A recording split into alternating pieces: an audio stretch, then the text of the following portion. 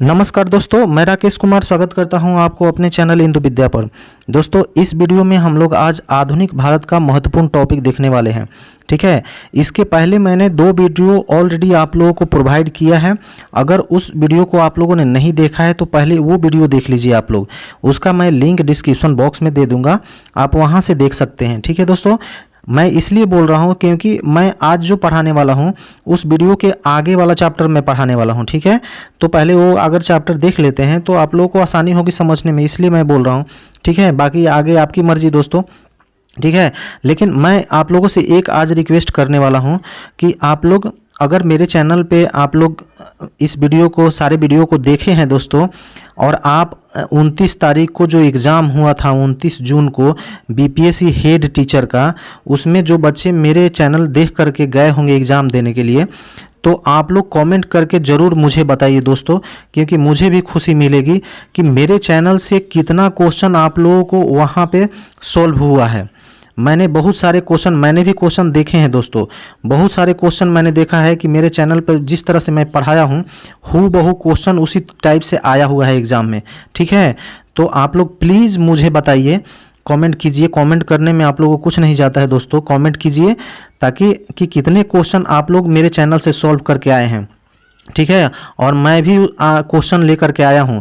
तो इस वीडियो को स्टार्ट करने से पहले आप लोगों को मैं क्वेश्चन दिखाता हूं दोस्तों, और आप लोग प्लीज़ कमेंट कीजिएगा कि मेरे चैनल से वो क्वेश्चन आया हुआ है कि नहीं आया हुआ है। तो चलिए हम लोग वीडियो को स्टार्ट करते हैं। देखिए यहाँ पर पहला क्वेश्चन है दोस्तों कि यहाँ 55 नंबर क्वेश्चन पूछा था कि निम्नलिखित में से कौन सा कथन सही है, ये आप लोगों को बताना था। इसको थोड़ा सा स्क्रीन को मैं बड़ा कर लेता हूँ। इसमें देखिए निम्नलिखित में से कौन सा कथन सही है ये बताना है आपको। पहला ये था, ऑप्शन था कि लाला लाजपत राय भारतीय राष्ट्रीय कांग्रेस के अध्यक्ष कभी भी नहीं चुने गए थे। ये स्टेटमेंट है, हालांकि ये स्टेटमेंट गलत है दोस्तों। ठीक है, कैसे गलत है मैं वो बताऊंगा आपको। महात्मा गांधी का जन्म गांधीनगर में हुआ था, ये भी स्टेटमेंट गलत है। भगत सिंह ने फॉरवर्ड ब्लॉक गठित किया था, ये भी स्टेटमेंट गलत है दोस्तों। ठीक है, चलिए मैं आप लोग को विश्लेषण बता रहा हूं, और मैंने आप लोगों को चैनल पे अपने चैनल पे बताया हूं दोस्तों। देखिए ये बीपीएससी हेड टीचर का जो परीक्षा हुआ था 29/6/2024 को, उसमें ये क्वेश्चन आया हुआ है। ठीक है, तो यहाँ पर देखिए मैंने आप लोगों को अपने चैनल पे बताया था दोस्तों। मैं पिछला वीडियो, अगर आप लोगों को मालूम विश्वास नहीं हो रहा है तो आप लोग वीडियो को खोल करके देख लीजिए। इसमें है कि लाला लाजपत राय के बारे में मैंने बोला था कि देखिए लाल, बाल और पाल 3 जन थे गरम दल के नेता, इसमें से मात्र एक लाला लाजपत राय ही भारतीय राष्ट्रीय कांग्रेस के अध्यक्ष बने थे। वो भी कब बने थे दोस्तों? तो 1 अगस्त 1920 को जो कलकत्ता अधिवेशन हुआ था, उसी कलकत्ता अधिवेशन में लाला लाजपत राय को अध्यक्ष बनाया गया था दोस्तों। अब मात्र उनमें से तीनों में से एक ही यही बने थे। मैंने इसी तरह से आप लोगों को बताया है। ठीक है, तो आप लोग जो बच्चा पढ़ा होगा, मेरा वीडियो सुना होगा, तो उसमें आप लोग इस चीज़ को देखे होंगे। दूसरा चीज़ है कि महात्मा गांधी का जन्म गांधीनगर में हुआ था। ये गांधीनगर में महात्मा गांधी जी का जन्म नहीं हुआ था, ये तो बच्चा भी जानता है दोस्तों कि महात्मा गांधी जी का जन्म पोरबंदर में हुआ था। गांधीनगर तो गुजरात की राजधानी है। ठीक है, और जो पोरबंदर है वो समुद्र के किनारे में पड़ता है। आप लोग गुजरात का मैप देखेंगे तो आप लोग को मैप में पता चल जाएगा दोस्तों। तो ठीक है, तो ये भी स्टेटमेंट आपको गलत हो जाता है। पहला तो गलत है ही, दूसरा भी स्टेटमेंट गलत है। हाँ, भगत सिंह ने फॉरवर्ड ब्लॉक का गठित किया था। आप लोग जानते हैं कि फॉरवर्ड ब्लॉक का स्थापना किसने किया था? तो सुभाष चंद्र बोस जी ने किया था। ये भी गलत है दोस्तों। तो यानी कि इसका आंसर कौन सा हो जाएगा? इसका आंसर हो जाएगा केवल 1 तो नहीं, केवल 3 तो नहीं, 1 और 2 दोनों, हाँ केवल 2, उपयुक्त में से कोई नहीं। तो इसका सही आंसर हो जाएगा दोस्तों उपयुक्त में से कोई नहीं। ठीक है, इसमें से कोई भी स्टेटमेंट सही नहीं है। चलिए नेक्स्ट क्वेश्चन हम लोग देखते हैं। यहाँ पर देखिए 51 नंबर क्वेश्चन था कि निम्नलिखित में से कौन सी नदी फतुहा में गंगा जी में मिलती है। मैंने 2-3 दिन पहले ही मैंने जो ज्योग्राफी का जो वीडियो डाला था दोस्तों, उसमें बताया था कि फतुहा के नज़दीक में कौन सी नदी गंगा में मिलती है, तो ये पुनपुन नदी है। और ये देखिए ये सब क्वेश्चन है ना, बिहार का फेवरेट क्वेश्चन है ये। बीपीएससी जो 69, 68 जो बीपीएससी मेंस बीपीएससी होता है, उसमें भी ये सब क्वेश्चन पूछता है दोस्तों। और वही क्वेश्चन देखिए इसमें भी रिपीट हो रहा है। ठीक है, तो ये कितना बार क्वेश्चन आया, ये तो बच्चा बच्चा भी जानता है दोस्तों। ठीक है, देखिए नेक्स्ट क्वेश्चन अभी क्या आया था कि बिहार सोशलिस्ट पार्टी के संस्थापक कौन थे। मैंने अपने वीडियो में कितना बार बताया है दोस्तों, बिहार सोशलिस्ट पार्टी और एक होता है कांग्रेस सोशलिस्ट पार्टी, इन दोनों पार्टियों के संस्थापक कौन थे, तो जयप्रकाश नारायण जी थे।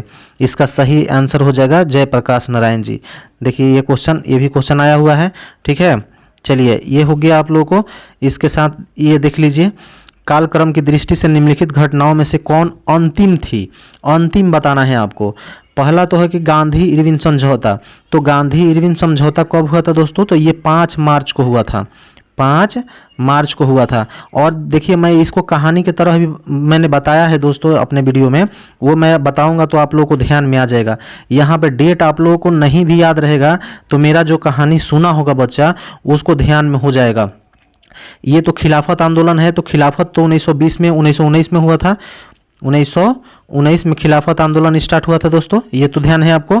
भगत सिंह को फांसी कब हुई थी, तो ये 23 मार्च वाला दिन आप लोगों को याद है, मार्च 1931 को। ठीक है, ये भी ध्यान है आप लोगों को। होम रूलिंग आंदोलन कब हुआ था, तो ये तो 1916 में हुआ था, ये भी ध्यान है आपको। ठीक है, तो इसमें देखना है कि अंतिम कौन हुआ था, तो अंतिम तो यही भगत सिंह का फांसी वाला हो जाएगा दोस्तों। ठीक है, सॉरी यहाँ पर देख लीजिए एक और ऑप्शन है, भारतीय राष्ट्रीय कांग्रेस का कराची अधिवेशन। हाँ, तो कराची अधिवेशन कब हुआ था, तो ये 29 मार्च को शायद हुआ था दोस्तों। मैं शायद इसलिए बोल रहा हूँ कि मैं अगर ये आप डेट याद नहीं भी रखेंगे तो मैं जो कहानी बता रहा हूँ उससे आप लोगों को ध्यान हो जाएगा, क्योंकि मैंने अपने वीडियो में इसी तरह से बताया था दोस्तों। देखिए हुआ क्या था कि गांधी इरविन समझौता हुआ, पहले तो गोलमेज सम्मेलन हुआ। गोलमेज सम्मेलन से सॉरी एक मिनट, हाँ, गांधी इरविन समझौता होने से हुआ, उसके बाद गोलमेज सम्मेलन में गांधी जी चले गए। ठीक है, गांधी इरविन ध्यान से सुनिए दोस्तों, गांधी इरविन समझौता हुआ उसके बाद ही तो गांधी जी गोलमेज सम्मेलन में गए थे। ठीक है, तो गोलमेज सम्मेलन उसके बाद हो गया। जब गोलमेज सम्मेलन से गांधी जी आए, ठीक है, आए तो यहाँ पर जो यहाँ देखिए ऑप्शन है कि भारतीय राष्ट्रीय कांग्रेस का कराची अधिवेशन। तो कराची अधिवेशन में गांधी जी जा रहे थे, कहाँ पर, कराची में। तो उनका विरोध हुआ था। क्यों विरोध हुआ था, क्योंकि भगत सिंह को फांसी हुआ था दोस्तों, भगत सिंह को फांसी हुआ था। और उसके बाद गांधी जी जा रहे थे कहाँ पर, कराची अधिवेशन में भाग लेने के लिए। तभी तो गांधी जी पर वहाँ पर पत्थर उत्थर फेंका गया था, चप्पल जूता भी फेंका गया था दोस्तों। ट्रेन में सफ़र कर रहे थे तो इनको काले झंडे भी दिखाए गए थे। ठीक है, तो ये चीज़ तो सबसे बाद में, मतलब सबसे लास्ट में कौन सा हो गया, तो ये कराची अधिवेशन। ठीक है, इस तरह से मैंने कहानी के तौर पे बताया था आप लोगों को। तो डेट आप लोगों को नहीं भी याद रहेगा तो इस तरह से क्वेश्चन आप लगा लीजिएगा। ठीक है दोस्तों, चलिए नेक्स्ट क्वेश्चन हम लोग देखते हैं। बिहार में अलग प्रांत के लिए आंदोलन जिसके परिणाम स्वरूप वर्ष 1911 में बिहार एवं उड़ीसा के नए प्रांत का निर्माण हुआ, का नेतृत्व किया था।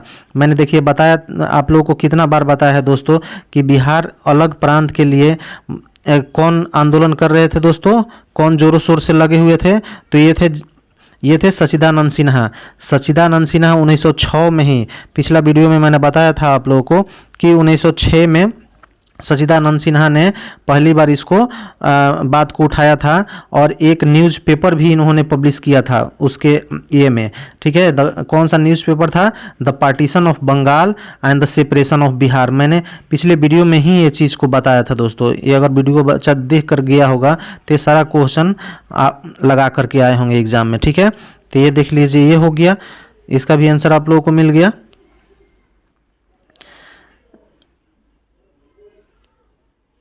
ठीक है दोस्तों, तो चलिए इतना सारा क्वेश्चन, मैं बहुत सारा क्वेश्चन टाइप नहीं कर पाया हूँ आप लोगों को। ठीक है, तो आगे चलिए अब हम लोग वीडियो को स्टार्ट करते हैं और अपना पढ़ाई कंटिन्यू करते हैं। ठीक है, आप लोगों ने देख लिया होगा। अगर अभी भी लगता है कि आप लोग मेरे चैनल को सब्सक्राइब नहीं करेंगे दोस्तों तो ठीक है, चलिए यहाँ पर हम लोग वीडियो को स्टार्ट करते हैं। देखिए, प्रांतों में द्वैध शासन कब लागू किया गया था, ये आप लोगों को बताना है। तो प्रांत में द्वैध शासन कब लागू हुआ दोस्तों, तो ये मैंने पिछले वीडियो में बताया हूँ आप लोगों को, लेकिन फिर भी आप लोग तो देख लीजिए। यहाँ पर प्रांतों में द्वैध शासन कब लागू हुआ था, थोड़ा सा स्क्रीन बड़ा कर लेते हैं दोस्तों। देखिए यहाँ पर दिया गया ऑप्शन में कि मार्ले मिंटो सुधार के तहत किया गया था, कि भारत सरकार अधिनियम 1919 में किया गया था, कि भारत सरकार अधिनियम 1935 में किया गया था, या इनमें से कोई नहीं। तो इसका जो सही आंसर होगा दोस्तों वो हो जाएगा भारत सरकार अधिनियम 1919।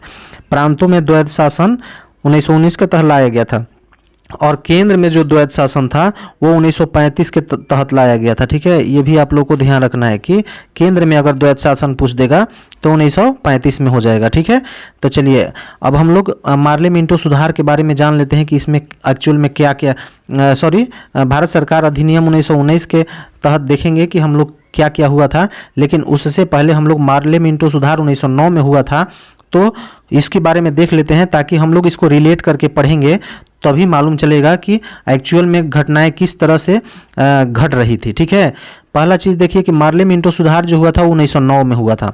तो मार्ले मिंटो सुधार में क्या क्या हुआ था दोस्तों, मैं आज आप लोगों को बता देता हूं। इसमें मुस्लिमों को सेपरेट इलेक्टोरेट दे दिया गया था। कहने का मतलब है कि जिस इलाका में मुस्लिम कैंडिडेट खड़ा होगा उस इलाका में केवल मुस्लिम वोट ही वोट देगा। अगर उधर कोई हिंदू है तो उसको वोट भी नहीं देने दिया जाएगा। समझ गए आप सेपरेट इलेक्टोरेट क्या होता है, कि मतलब मुस्लिम कैंडिडेट ही खड़ा होगा, उधर में रिजर्व सीट कर दिया गया था, और उसको वोट केवल मुस्लिम कैंडिडेट ही देगा। मतलब कहने का मतलब कि हिंदू लोग वोट भी नहीं देंगे उधर। ठीक है, तो यही था मुस्लिम लोगों को सेपरेट इलेक्टोरेट। तो ये 1909 के मार्ले मिंटो सुधार के तहत इनको ये अधिकार मिल गया था। ठीक है, और क्या हुआ था मार्ले मिंटो सुधार में, तो वायसराय के एग्जीक्यूटिव काउंसिल में एक इंडियन को रखा गया था। देखिए वायसराय के एग्जीक्यूटिव काउंसिल में, यानी कि वायसराय को सलाह देने के लिए, आज देखते हैं आप लोग, अगर आप पॉलिटी पढ़ते होंगे तो देखते हैं कि राष्ट्रपति को सलाह देने के लिए कौन उसमें रहता है दोस्तों, तो कैबिनेट मिनिस्टर्स रहते हैं। ठीक है, तो उसी तरह उस समय कानून बनाने के लिए जो वायसराय था उसके कैबिनेट में, उसके एग्जीक्यूटिव काउंसिल में टोटल 6 मेंबर रहते थे, और वो 6 के 6 सभी अंग्रेज मेंबर रहते थे दोस्तों। ठीक है, लेकिन मार्ले मिंटो सुधार में क्या हुआ कि उसमें एक इंडियन को रखा गया। ठीक है, तो एक इंडियन को रखा गया, और वो इंडियन का नाम क्या था दोस्तों, ये फर्स्ट इंडियन थे एसपी सिन्हा जी। एसपी सिन्हा के पिछले वीडियो में मैंने, हालांकि जो मेरा बच्चा पिछला वीडियो देखा होगा तो उसमें मैंने बताया है, इसमें खुल करके आप लोगों को सारा चीज़ फैक्ट दिया था। तो इसमें एसपी सिन्हा को एक को इंडियन रख दिया गया। ठीक है, तो ये इस तरह से प्रथम इंडियन हो गए एग्जीक्यूटिव काउंसिल के मेंबर बनने वाले। ठीक है, सोचिए उस समय एग्जीक्यूटिव काउंसिल के मेंबर बनना कितना बड़ा बात होगा दोस्तों, क्योंकि वायसराय के काउंसिल में प्रवेश कर चुके थे ये। ठीक है, चलिए अब आगे हम लोग देखते हैं। एसपी सिन्हा प्रथम भारतीय थे जिनके वायसराय के एग्जीक्यूटिव काउंसिल में सदस्य बनाया गया था। ठीक है, 1915 में ये भारतीय राष्ट्रीय कांग्रेस के अध्यक्ष भी बने थे, मुंबई अधिवेशन जब हो रहा था। 1916 में आप लोग जानते होंगे मुंबई अधिवेशन के बारे में।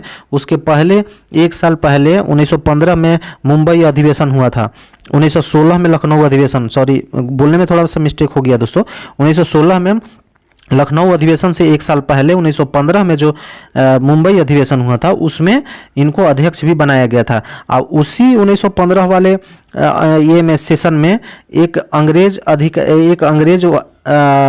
जो गवर्नर था उसमें भाग लिया था। ठीक है, तो उस गवर्नर जनरल का नाम क्या था दोस्तों, आप लोग कमेंट बॉक्स में बताइएगा, क्योंकि मैंने पिछले वीडियो में आप लोगों को बताया था इस चीज़ को। ठीक है, तो ये हो गया। अब चलिए हम लोग देख लेते हैं कि भारत सरकार अधिनियम 1919 में क्या प्रावधान है। ठीक है, तो भारत सरकार अधिनियम 1919 में प्रावधान किया गया था कि इसके तहत अब सिखों को, सिख मतलब जो पंजाबी लोग थे, सिख उनको कहा जाए, सिख धर्म, उनको भी सेपरेट इलेक्टोरेट दे दिया गया दोस्तों। पहले तो ये क्वेश्चन पूछ सकता है कि मुस्लिमों को कब सेपरेट इलेक्टोरेट दिया गया, तो 1909 में, और सिखों को कब सेपरेट इलेक्टोरेट दिया गया, तो 1919 में। ये चीज़ भी ध्यान दीजिए, बहुत ही इंपॉर्टेंट है क्योंकि एग्जाम में इससे क्वेश्चन बनेगा। दूसरा चीज़ क्या हुआ कि प्रांतों में द्वैध शासन किसके तहत लागू किया गया, तो भारत सरकार अधिनियम 1919 के तहत प्रांतों में द्वैध शासन लागू किया गया। द्वैध शासन का मतलब क्या था दोस्तों, कि जो भी विषय था जिस पे कानून बनाना है उसको 2 भागों में बांट दिया गया। ठीक है, पहला का नाम रख दिया गया आरक्षित विषय, जिसको कहा जाता है इंग्लिश में रिजर्व सब्जेक्ट, और दूसरा होता है हस्तांतरित। ठीक है। तो हस्तांतरित ये जो रिजर्व सब्जेक्ट था, इसमें वायसराय और उसके एग्जीक्यूटिव के मेंबर थे, उन लोग मिलकर के इस पे कानून बनाते थे। और जो हस्तांतरित सब्जेक्ट था, उस पे जो चुन करके जो जाते थे, हाँ, इलेक्शन करके, तो इलेक्शन में जीते हुए जो जितने भी मेंबर थे, उनके हिसाब से ये इस पे कानून बनाया जाता था। तो इसी को द्वैध शासन कहा जाता है। ठीक है दोस्तों, तो ये आप लोग समझ गए।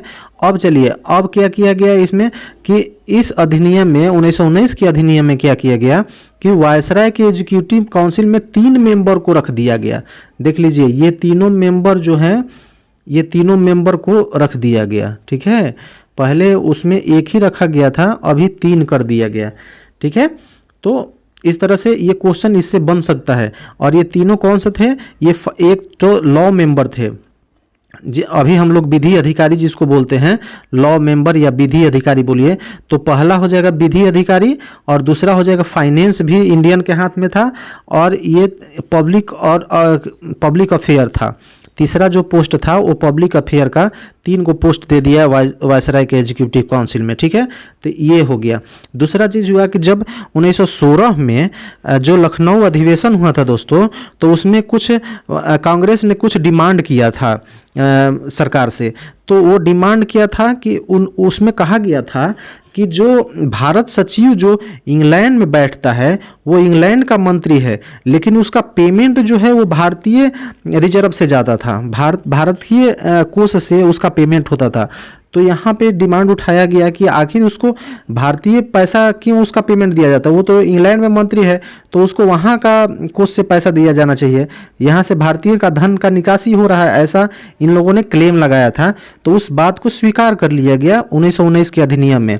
और जब स्वीकार कर लिया गया तो वहाँ सचिव वहाँ रहने लगा, उसके जगह पे एक हाई कमीशन का पोस्ट बनाया गया जिसको उच्चायुक्त कहा जाता है। तो ये क्वेश्चन बीपीएससी ने पूछा है कि उच्चायुक्त का पद किस अधिनियम के तहत किया गया था, तो भारत सरकार अधिनियम 1919 इसका सही आंसर हो जाएगा। ठीक है दोस्तों, तो चलिए ये आप लोग जान गए, तो ये हो गया आप लोगों का क्लियर। अब चलिए हम लोग क्वेश्चन देखते हैं। क्वेश्चन में है, दूसरा क्वेश्चन है कि बिहार कौमी सेवक दल की स्थापना किस उद्देश्य से किया गया था? बिहार कौमी सेवक दल की स्थापना किस उद्देश्य से किया गया था, ये बताइए आप लोग। तो पहला ऑप्शन है कि असहयोग आंदोलन की जांच के लिए। ठीक है, ये सही आंसर नहीं है, ये गलत हो जाएगा। चरखा चलाने के लिए, ये भी गलत हो जाएगा। 1919 अधिनियम की जांच के लिए, ये भी गलत हो जाएगा। महात्मा गांधी के अहिंसा के प्रचार के लिए, ये सही बात है दोस्तों। हुआ क्या था कि जब असहयोग आंदोलन चल रहा था, तो असहयोग आंदोलन के दौरान में महात्मा गांधी जी का कहना था कि कहीं भी हिंसा नहीं होना चाहिए, जिस दिन हिंसा होगा उस दिन ये आंदोलन बंद कर दिया जाएगा। और वही चीज़ हुआ दोस्तों, जब 1922 में चौरा चौरी कांड हो गया था, तो उस समय इसको बंद कर दिया गया था असहयोग आंदोलन को। तो महात्मा गांधी जी की जो अहिंसा का जो पाठ है, अहिंसा का जो नियम है, उसको सब जगह प्रचार करने के लिए बिहार कौमी सेवक दल की स्थापना किया गया था। ठीक है, तो यही चीज़ ये बीपीएससी ने पूछा हुआ क्वेश्चन है, और ये किसी न किसी एग्जाम में आएगा, तो इसको भी आप लोग ध्यान रखिएगा। ठीक है, चलिए नेक्स्ट क्वेश्चन हम लोग देखते हैं कि मुंडी मैन कमेटी का गठन क्यों किया गया था। यहाँ पर देखिए मुंडी मैन कमेटी है, बहुत ही इंपॉर्टेंट कमेटी है, इसको बीपीएससी ने 1-2 बार पूछा है और हो सकता है आगे पूछ ले। हाँ, इसमें भी ऑप्शन देखिए वही है, तो इसमें आप लोगों को बताना है मुंडी मैन कमेटी जो थी, इसको गठन किया गया था 1919 के अधिनियम की जांच के लिए। 1919 का अधिनियम जो था, इसमें बहुत बढ़ पर चढ़ के कहा गया था कि अब भारत में उत्तरदायी शासन लाने वाले हैं। देख रहे हैं, पार्लियामेंटो सुधार में एग्जीक्यूटिव काउंसिल में एक ही मेंबर था, हाँ 1919 में 3 मेंबर कर दिया गया।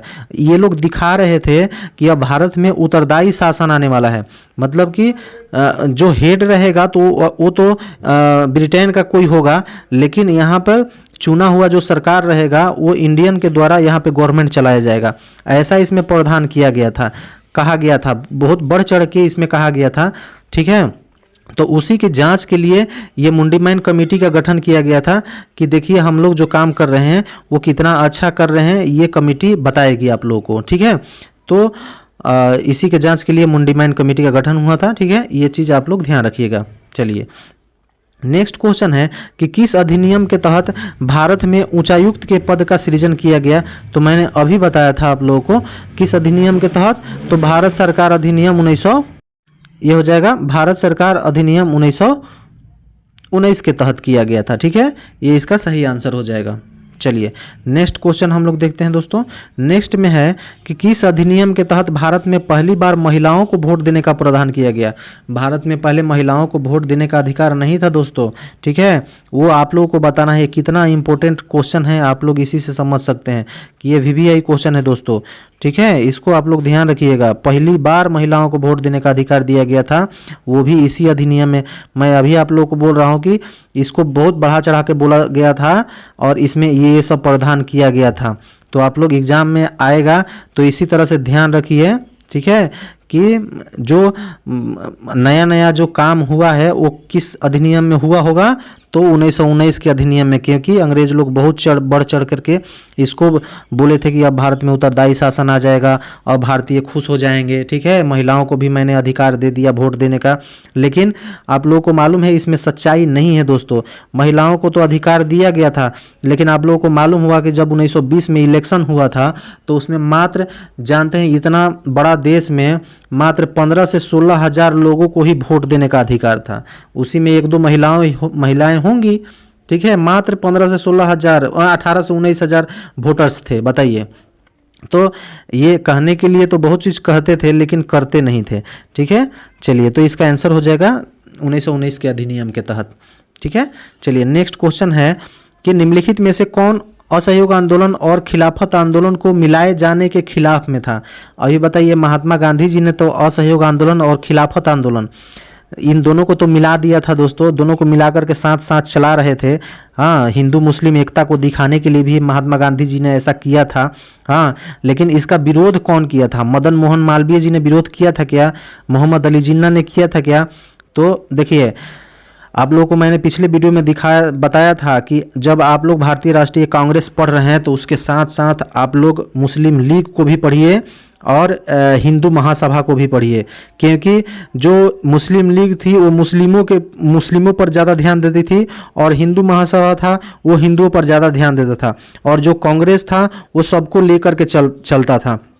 तो इन लोगों को पैरेलल करके पढ़िएगा, तभी मज़ा आएगा दोस्तों। ठीक है, तो देखिए यहाँ पर जब असहयोग आंदोलन और खिलाफत आंदोलन दोनों को महात्मा गांधी जी ने मिला दिया था, तो इसमें सबसे ज़्यादा दुख हुआ था मोहम्मद अली जिन्ना को।